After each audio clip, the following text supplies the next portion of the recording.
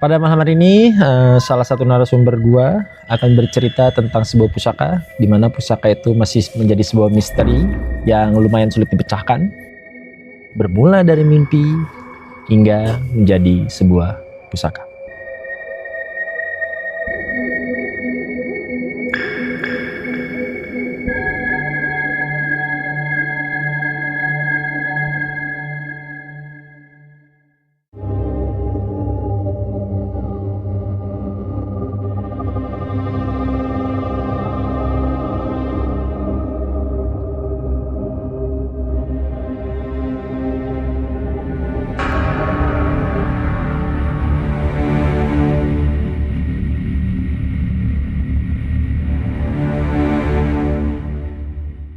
Selamat malam Pak, dengan Pak siapa?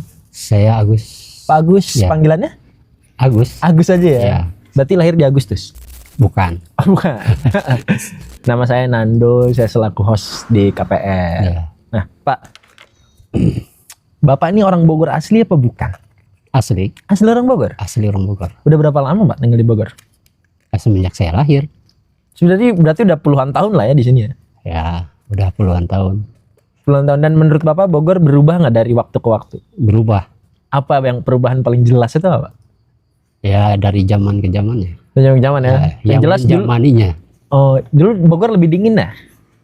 Bogor nggak seperti dingin sekarang. Oh sekarang lebih dingin? Sekarang lebih dingin. Oh berarti memang perubahan cuaca sekarang yang ekstrim ya?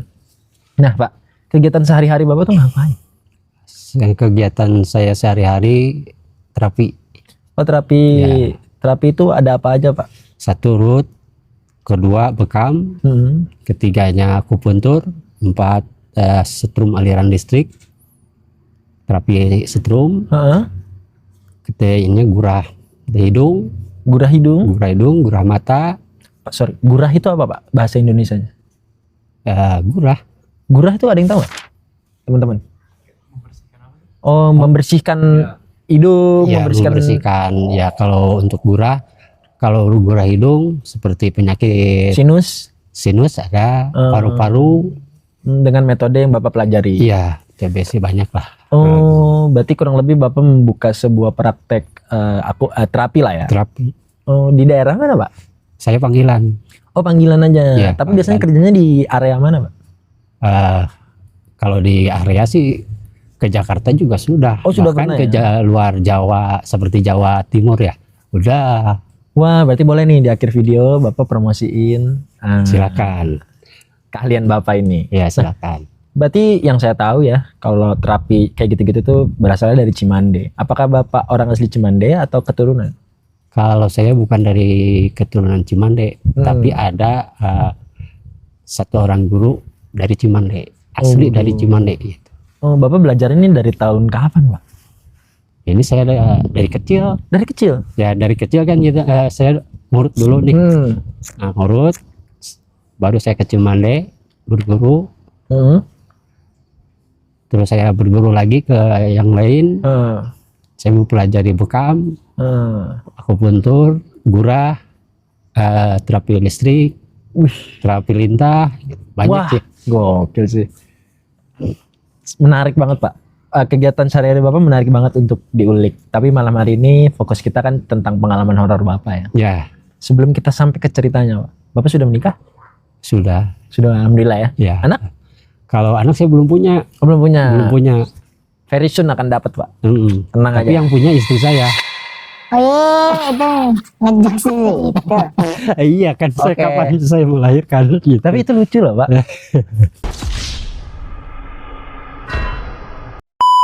Nah Pak, pengalaman Bapak ini kejadiannya di tahun berapa? Kejadian pengalaman saya ini yang saya mau ceritakan tahun 2015. 2015. Ya. Oke, kalau gitu kita langsung aja ke ceritanya. Ya, Silakan Pak.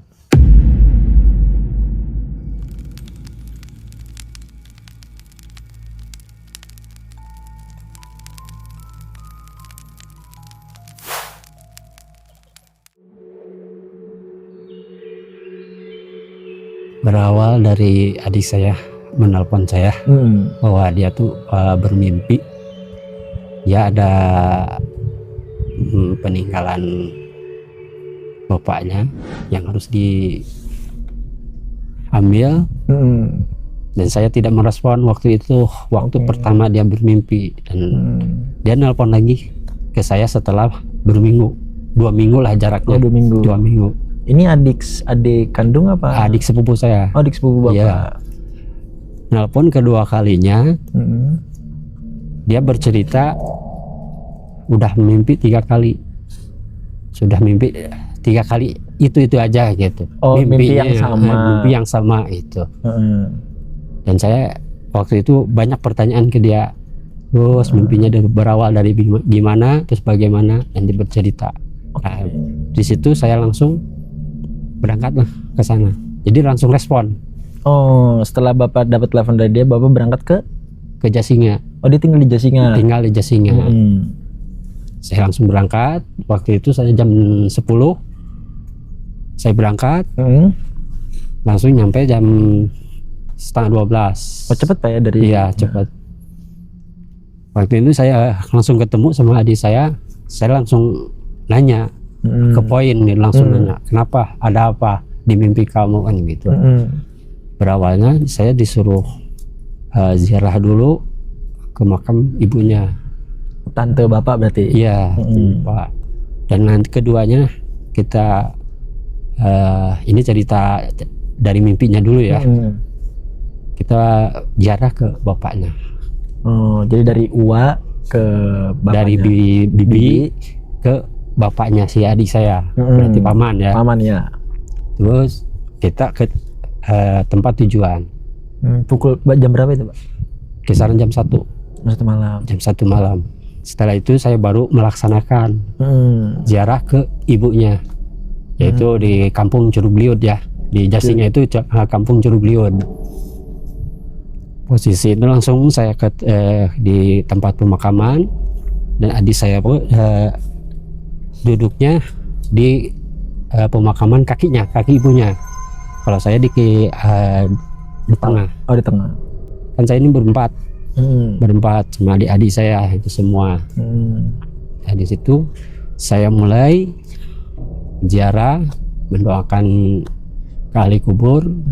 Nah, adik saya yang sepupu yang lain yang mengantar mencolek saya, terus mencolek. Ya, saya tidak respon karena saya kan fokus mendoakan ahli kubur. Di situ saya udah beres, adik saya, apa yang kamu disuruh ambil. Dia mengambil sesuatu dari makam itu. Adik sepupu bapak ini? Adik sepupu saya itu. Nah, dia tuh mengambil, terus berteriak, "Kak," ya kan gitu. Ada apa? Tangan saya ini ditarik. Ya udah, nggak apa-apa, diam dulu. Saya pamit ke bibi saya, "Bi, kalau memang ini harus perjalanan adik saya ini, saya minta restu ridhonya untuk perjalanan supaya dilancarkan." Nah, setelah itu biasa lagi bisa ditarik. Alhamdulillah. Pas begitu saya udah mau pulang, saya melihat sosok penampakan di situ. Di situ ada pocong, dan pocong itu kenapa dia tuh nyamper ke saya? Terus nyamper ke saya, kok kata saya ini membesar. Ya, jangan takut, katanya gini, jangan takut. Oh, yang ngeliatannya bukan bapak doang? Bukan bapak. Awalnya adik saya ini yang mencolek tadi, yang saya lagi berziarah. Nah, saya pun melihat semua pas melihat. Jangan takut, kata saya kan. Ya, ada apa? Kenapa? Saya kesini bukan mau apa-apa, hanya mendoakan saudara saya. Bapak ngomong ke si pocong ini? Iya, saya komunikasi ya. Begitu saya membacakan kalimat-kalimat itu, dia tuh langsung nggak ada, langsung menghilang aja. Langsung menghilang begitu saja. Dan kita langsung pulang. Bukan pulang ya. Jadi kita perjalanan ke pemakaman kedua. Yang bapaknya, bapaknya paman saya itu ya, bapaknya adik saya, berarti paman. Nah, di dalam perjalanan itu kan jauh jaraknya, kisaran 5 kilo lah. Dan itu hutan-hutan, Pak? Hutan bambu? Itu kebun karet. Oh, kebun karet. Nah, itu ya kampung Cimaraca sebelasannya lagi. Sekitar 5 kilo lah ya. Ya, sebenarnya di tengah perjalanan kami di situ ada sebuah ada penampakan lagi. Di situ ada macan putih. Dia menghalangi jalan kita. Cuman ekornya ini nepuk-nepuk bumi. Nepuk-nepuk tanah. Ya, nepuk-nepuk tanah. Terus kita diam dulu. Udah, saya samperin. Kan saya ini mau berjalan nih, tapi saya nggak cuma dihalangin sama macan itu, dan saya juga berpamitan. Kata saya begini, maaf, saya mohon izin untuk lewat karena ada punya tujuan tertentu. Dan si macan ini bergerak, bergeser, ngasih jalan ke kita. Nah, saya bilang terima kasih. Saya berangkat lagi ke tujuan saya. Terus jalan, pas ketemu ke belokan, masih ada penampakan lagi. Berarti dalam perjalanan ini banyak sosok Pak ya? Iya. Dan ini macan lagi, tapi macannya bukan macan yang putih tadi. Tapi warnanya? Warnanya ini coklat. Seperti biasanya seperti lah ya? Biasanya ya. Soalnya kan ke center itu ya. Nah, ini beda lagi, kayak posisinya kayak yang mau menerkam. Berarti dia kayak dia berdiri gini gitu aja ya? Kepalanya itu. Saya perhatiin ya. Ya saya turun lagi. Ya biasa kayak tadi, pamitan lagi.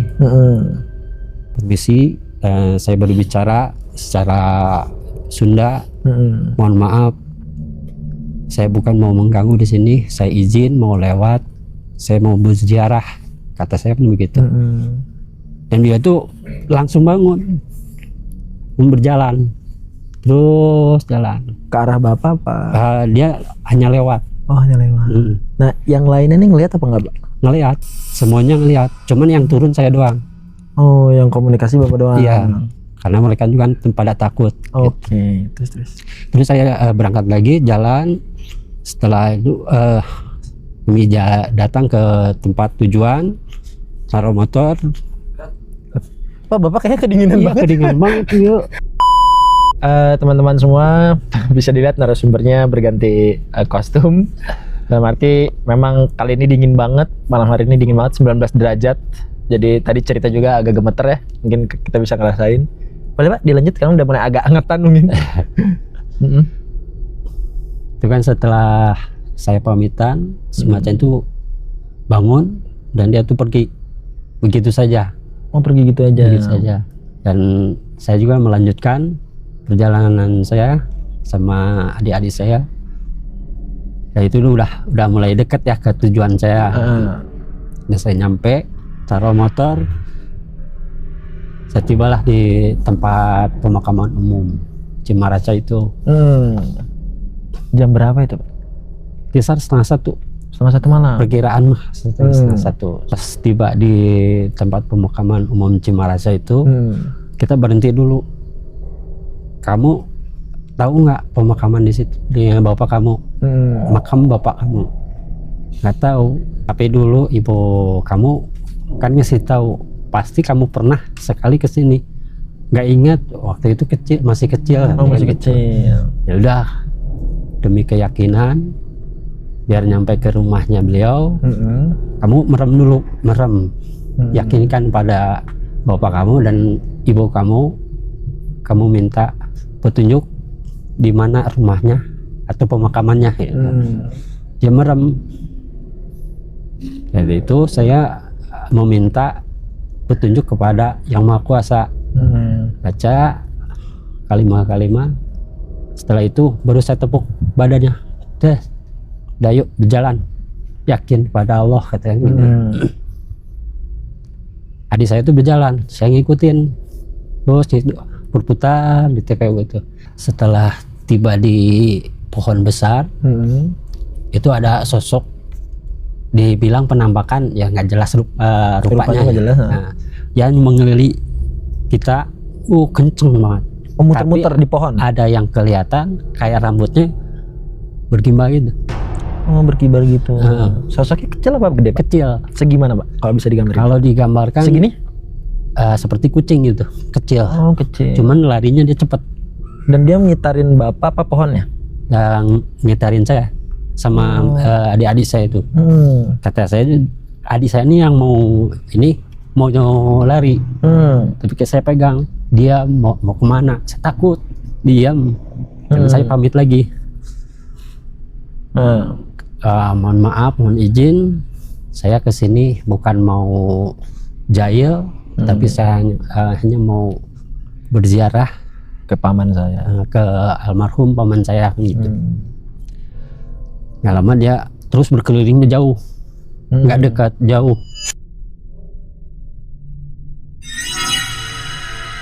Ya udah, saya berlanjut jalan lagi. Adik saya pun berjalan terus.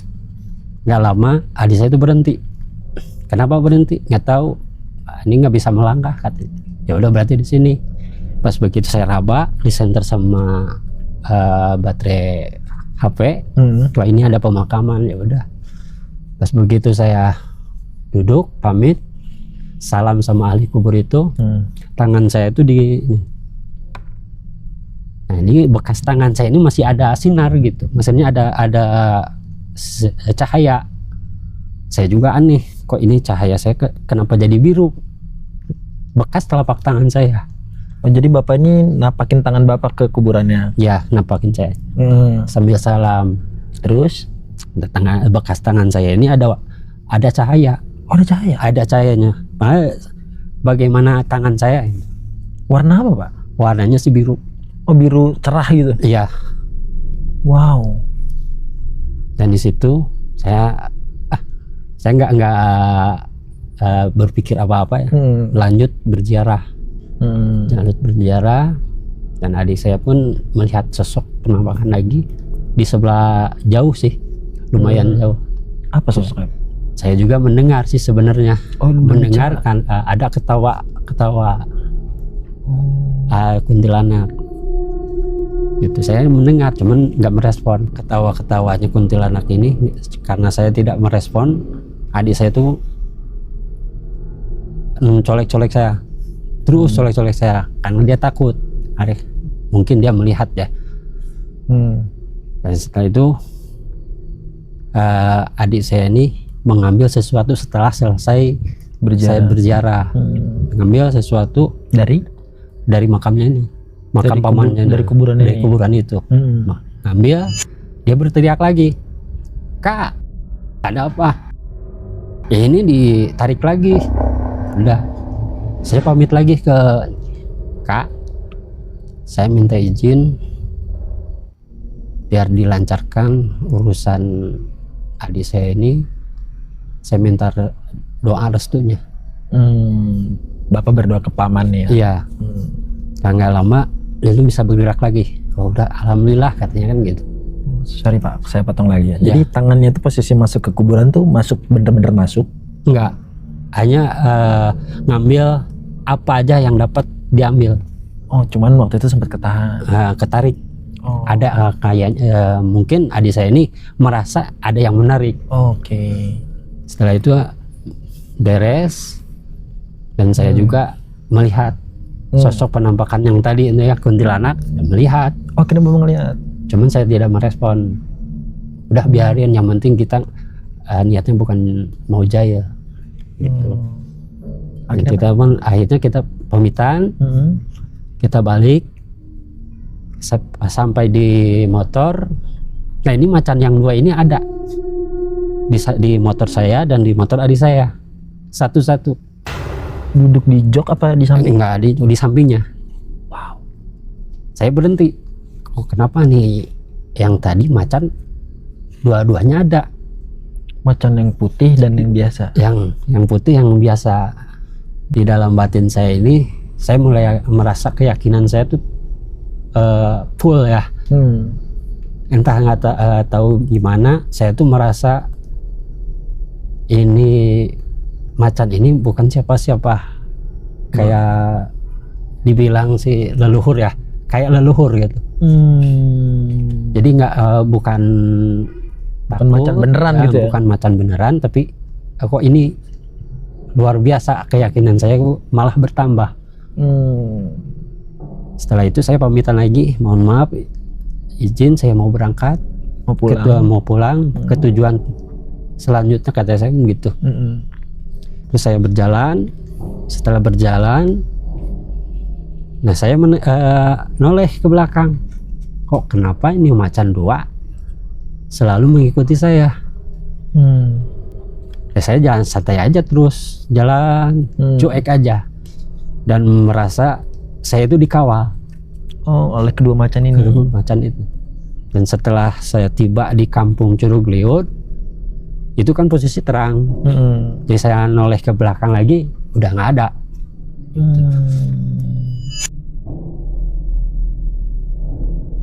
Sekarang ini kita kan tujuannya ke tujuan utama, tujuan ke Sungai Pedang namanya. Oh, tujuan utamanya tuh ke Sungai Pedang. Sungai Jadi Pedang. setelah ziarah ke Sungai Pedang. Ya. Ini jam berapa, Pak? Perkiraan, Pak? Perkiraan saya jam 1-an. Oh, berarti deket ya jaraknya ya? Lumayan sih. Cuman waktu itu saya agak buru-buru juga. Takut kepagian. Setelah sampainya saya di Sungai Pedang. Nama sungainya Pedang? Ya. Itu saya melihat airnya itu berbeda. Perbedaannya sungainya ini ada pusaran airnya. Itu nggak biasanya. Kan saya sering ke sana ya. Nah, ini kenapa ada pusaran air besar, Pak? Lumayan. Itu seluasnya itu aja. Soalnya luas sungainya itu, luas. Lebar ya? Ya lebar. Dan saya melihat ada satu benda seperti benda keris, tapi kerisnya ini ada itunya, ada cahaya merahnya. Keren. Ya, yang saya takutkan, ini gimana ngambilnya, sedangkan itu posisi pusaka ada di tengah-tengah pusaran itu. Dan yang melihat ini semua melihat? Semua melihat. Adik saya yang tujuan, dia mau loncat, kata saya, tunggu sebentar, ini bagaimana nyambilnya, nanti kamu ke bawah, kata saya. Betul. Gitu. Biarin, jangan dulu. Begitu saya melaksanakan salam lagi kepada air ya.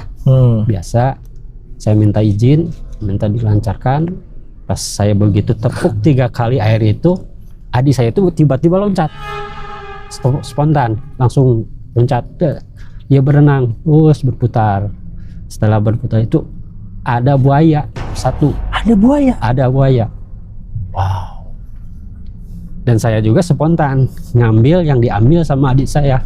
Si Kris ini? Bukan, yang tadi ziarah itu kan diambil sama adik saya. Yang di mana? Yang tadi ziarah itu. Ziarah. Saya ngambil sesuatu ya adik saya. Ya saya itu lempar sama saya itu, dia lempar buaya itu, tapi nggak kena. Dan si buaya itu berhenti. Kata saya teruskan melingkar itu ke tujuannya. Ngambil keris ini. Pas mau nyampe ke keris ini, ada lagi buaya putihnya. Buaya putih ini. Nah, saya spontan lagi, saya lempar, buaya putih ini mundur, nggak maju.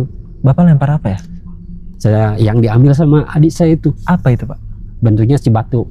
Oh, batu. Ya. Ambilnya dapat dari makam. Dari makam. Nyampainya di tujuan, adik saya ngambil keris itu, ternyata kan itu kan nggak logikanya di air. Kenapa dicabut tuh nggak kecabut gitu. Iya, dan kok bisa susah keris gitu. berdiri di air gitu. Iya. Dia berteriak, "Kak, ini susah." Ya udah biarin. Tunggu dulu, kamu berenang aja. Berenang, Gus. Saya berpamitan. Salam dulu. Kalau memang ini haknya, permudahlah perjalanannya. Setelah itu udah diambil dengan mudah. Udah ditaruh di pinggang, dia balik. Setelah balik ini, pas tibanya di dasar di pinggir sungai, adik saya itu langsung pingsan. Karena kan kecapean mungkin ya, soalnya agak lama juga sih berputar di arus itu. Terus saya itu dia totok salah satu titik sarafnya. Yang kebetulan Bapak tahu. Iya, tahu titik-titiknya. Dan adik saya tuh nggak lama bangun. Tuh, bentar katanya jangan dulu pulang. Saya mau salin dulu. Salin ini ganti baju. Ganti baju. Saya nggak ngeh kalau dia tuh bawa salin gitu. Bawa pakaian ganti. Iya. Kok dia bisa bawa baju ganti itu kenapa, Pak? Karena kan dia dapat petunjuknya begitu Dari mimpi. dari mimpi. Oh, berarti di mimpi itu dia udah tahu kalau ngambilnya itu di sungai. Iya, di sungai. Oh, makanya dia mempersiapkan bawa pakaian ganti. Iya. Kami pulang Jam berapa ini, Pak, kira-kira? ya keperkiraan sih jam 2 lah. Jam 2 malam ya. Jam 2 malam. Dan alhamdulillah di perjalanan pun lancar sampai tiba di rumah. Oke. Dan setelah tibanya di rumahnya ini, saya tes bahwa pusaka ini, Keris ini ya. keris ini apa emang bertuah apa kosong gitu. Oh. Terus, Keris bertuah ini, maaf banyak saya potong. Keris bertuah ini maksudnya apa, Pak? bertuah emang benar ini keris dari leluhur, titipan apa emang apalah yang di sifatnya bertuah itu emang ada Isinya. kodamnya ya. Ada kodamnya. Iya. Setelah saya cek dicabut dari serangkanya, lalu saya taruh di keramik di ubin ya, dia tuh berdiri. Oh, bukan keadaan tidur gini, Pak? Bukan, saya diriin, dia tuh berdiri, bahkan dia tuh terbang sendiri. Wow. Gitu. Dan terbang sendiri, kata saya ini ada apa, kenapa, ini untuk apa kayak gitu. Dia tuh hanya mengelilingi kita. Nah itu kembali lagi ke serangkanya sendiri, Balik sendiri. tanpa saya balikan ke sarungnya, tapi dia balik sendiri. Dan setelah itu sudah selesai. Berarti sesuai dengan mimpinya, adik sepupu Bapak ini boleh Bapak kasih tahu namanya? Namanya Ismat. Oke. Bang Ismat ini mendapat mimpi Ya, kalau ada sebuah keris berwarna merah ada di sebuah sungai ya, dan harus berziarah ke kedua orang tuanya. Alhasil dia menemukan keris itu di sebuah sungai yang ada pusaran airnya dan keris ini berwarna merah. ya. Pertanyaan saya, ketika keris itu diambil dari sungai ini, Pak, apakah keris itu sampai sekarang warnanya masih merah? Enggak, Hitam biasa? biasa. Gagangnya bentuknya seperti apa? Seperti keris biasa. Apakah ada ukiran ular atau naga? Biasa kan gitu? Enggak, biasa aja. Oh, biasa aja ya? Seperti kalau ukiran, seperti ukiran Jawa itu biasa, yang biasa ukiran dulu ya. Berarti ukiran-ukiran Jawa lah ya, Iya. kayak batik gitu ya. Dan sekarang barangnya ada, Pak? Ada Di di Jasinga. Jasinga. Nanti kalau Bapak punya kesempatan, kalau Bapak ke Jasinga lagi, Bapak bisa foto. Ya, Nanti kirim ke kita aja. ya. Dan sampai sekarang, apakah si keris ini ada isinya, Pak? Ada kodamnya? Kalau menurut adik saya sih masih ada. Apa kodamnya, Pak? Harimau? Ya kurang tahu, saya sih tidak mempertanyakan hodamnya. Yang penting itu masih ada hodamnya gitu. Oh, dan masih disimpan sampai detik ini ya? Masih disimpan. Pernah Bapak iseng nggak? Mau tawar lah, mau jual ke orang lain gitu? Oh, itu nggak boleh. Oh, nggak boleh. Soalnya itu kan titipan dari orang tuanya. Dan adik saya ini nggak berani mengeluarkan itu. Oh, nggak berani ngeluarin itu. Walaupun ini ke siapa gitu, nggak berani, hanya ke saya. Tapi kalau Bapak foto kirim nanti untuk Itu harus ada pemirsa gitu? izinnya. Oh, Bapak nanti minta izin ya? Iya. Iya. Pak, menurut Bapak 2 harimau ini kan jadi pertanyaan pasti ya untuk semua penonton. Iya. 2 harimau ini, apakah benar si harimau putih ini, saya berasumsi ya, Ya, saya berandai-andai, apakah benar harimau yang putih ini adalah tantenya Bapak dan si harimau yang coklat ini adalah pamannya Bapak? kalau harimau putih itu bukan tante, tapi dari leluhur saya. Oh, leluhur Bapak. Iya. Yang mengawal selama Bapak mencari pusaka ini. Iya. Dan macan yang biasa pun itu bukan siapa-siapa. Masih dari leluhur ya. Oh, masih dari leluhur Bapak. Berarti memang benar Pak ya, ada sebuah, kayaknya nih sebuah cerita yang sering kita dengar, kalau lu mau cari pusaka pasti banyak gangguan. Ya. Nggak dimudahkan. Ya. Nggak semudah kayak lu mimpi lu datang situ terus dapat, nggak mungkin. Makanya tadi ada sosok yang rambutnya terurai-urai muter-muter di kuburan. Iya. Ada pocong, ada kunti. Itu Bapak melihat semua. Saya melihat semuanya. Untuk Bapak sendiri, Bapak punya rasa trauma nggak untuk mencari hal tersebut, apa sampai sekarang ya udahlah? Enggak ada trauma. Oh, ada trauma gitu. Kalau untuk mencari barang sesuatu saya nggak bakalan nyari, dikarenakan saya nggak bisa nyarinya gitu. Oh, nggak bisa ya. Wah, menarik banget sih cerita Bapak malam hari ini, walaupun kita berdua kedinginan ya. Ya. Dengan kondisi sekarang adalah 19 derajat teman-teman. Kita merasa kedinginan kayak di puncak ya. Lebih di puncak ini. Lebih di puncak ini mah. Bapak sendiri punya pesan nggak nih Pak untuk para pencari pusaka? Karena kan banyak juga ya di Indonesia, terutama ada yang nyari uang Soekarno, Ya. Terus tongkatnya Soekarno, kan masih banyak tuh yang nyari-nyari pusaka. Bapak ada pesan nggak? Karena Bapak pernah ngalamin ini, Bapak ada pesan nggak? Boleh ngomong kamera sebelah sini? Untuk pencari para pusaka, lebih baiknya pusaka itu jangan dicari kalau memang itu belum haknya. Kalau emang ada haknya, silahkan diambil. Tapi kalau untuk maksa, tanggung resikonya sendiri. Ya, gitu saja. Wah, berarti kayak hadiah, pajak ditanggung pemenang. Ibaratnya itu pajaknya. Ya. Jadi sesuatu yang terjadi nantinya itu adalah pajak dari akibat lu nyari pusaka ini. Iya. Nah, aku dari tadi ngelihat cincin Bapak yang ini. Boleh ditunjukin ke kamera, Pak? Yang ini. Nih. Gimana? Sini ya. Nanti kita foto. Ini ada isinya nggak, Pak? Bukan ada isinya, tapi itu ada, kalau di setter kayak pedang. Oke, pedang. Ya. Bertuan ini berarti, Pak? Ya kurang tahu juga, tapi pernah saya bercanda bahwa batu ini, bercanda sama temen ya, kalau ada tukaran, kalau mau dijual, saya hargakan harga motor PCX. Nah, di dalam diri saya ini merasakan ada yang keluar. Oh, jadi Bapak sempat mau ngejual ini? Iya, saya hanya bercanda. Tapi tiba-tiba ada kayak yang mau keluar gitu. Ya. Wah, nanti kita share fotonya. Buat teman-teman yang punya indera keenam, mungkin tahu di dalamnya ada apa. Kalau di santer ada gambar pedangnya, Pak ya. Iya. Makasih banyak, Pak. Ceritanya seru banget. Sama-sama. Semoga untuk pesan untuk para pencari pusaka di Indonesia ini lebih berhati-hati lagi ya. Iya. Masih banyak. Ya, Pak sama-sama. Agus, ceritanya seru banget. Terima kasih teman-teman untuk episode kali ini. Ceritanya seru. Baik lagi, setiap episode kita menghadirkan atau menyajikan cerita yang seru. Dan jangan lupa untuk teman-teman yang suka dengan video episode kita kali ini, boleh banget untuk like, share, dan subscribe. Karena dengan dukungan kalian sangat berarti buat kita. Dan jangan lupa untuk teman-teman yang rajin nge-clip video kita, keep going, teruskan. Karena kalau nanti insight-nya besar, kalian bisa kirim ke DM Instagram kita akan pasti kasih hadiah ke kalian. So, untuk teman-teman jangan lupa juga nih, kita ada di Spotify dan di YouTube. Jadi 2 platform ini bisa kalian nikmati dan kalian bisa search aja namanya Kaktus, nanti ketemu channel kita, Kaktus Podcast Horror. So, untuk kalian semua yang menikmati episode kali ini, jangan lupa tombol like dipencet. Oke, see you semuanya. Terima kasih. See you on next KTR.